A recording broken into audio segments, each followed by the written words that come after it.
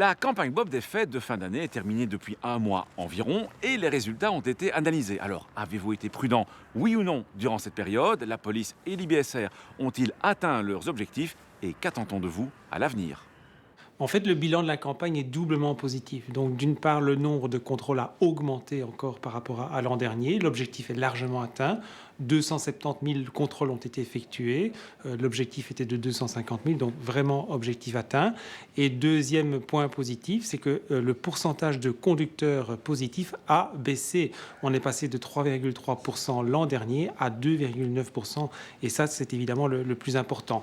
Le point noir reste les nuits. Donc, les nuits, on sait que notamment après un accident, le pourcentage de conducteurs sous influence de l'alcool reste très impressionnant, plus de 30%. Et ça montre vraiment qu'il y a encore pas mal de pain sur la planche, pas mal de boulot. Et c'est la raison pour laquelle nous essayerons de mettre Bob sur le devant de la scène tout au long de l'année et pas uniquement pendant les campagnes Bob de fin d'année.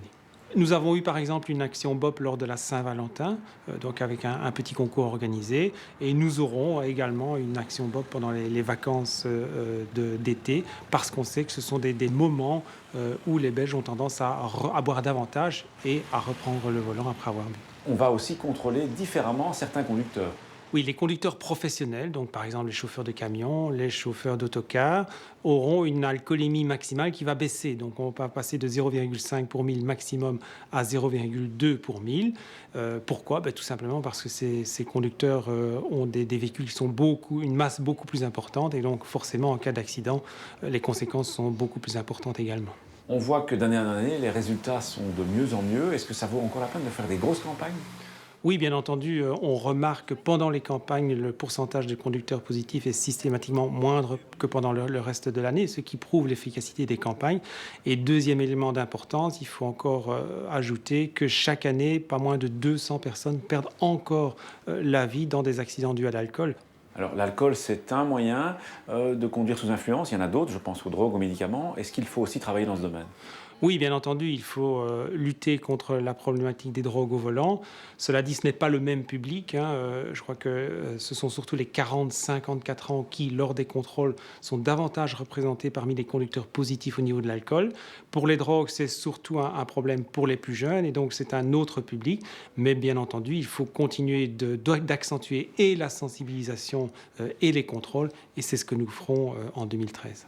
Conduire est un job à temps plein qui demande de la concentration et des réflexes. Cette concentration et ces réflexes diminuent à chaque verre consommé. Voilà pourquoi, entre boire ou conduire, il faudra toujours choisir et pas uniquement pendant les campagnes Bob.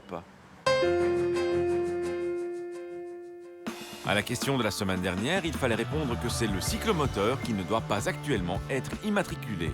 A gagné cette semaine un bagage d'affaires. La question: un cavalier peut manipuler son GSM sur la voie publique quand il monte son animal, quand il guide son animal à pied, ou bien ni quand il monte, ni quand il guide son animal à pied.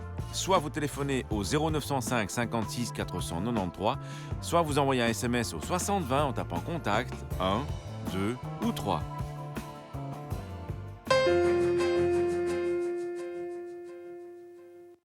Ce signal signifie que vous entrez dans une zone appelée zone résidentielle ou de rencontre.